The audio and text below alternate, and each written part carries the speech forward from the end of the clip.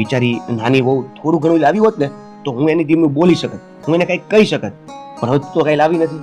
એટલે આ ભાભી છે એ વટ કરતા હોય કે જો આ બધું મારું જ છે, આમ છે તેમ છે. બિચારા મમ્મી એમાં શું બોલે, તું સમજે છે? એટલે એટલે કદાચ તને એવું બધું થતું હશે.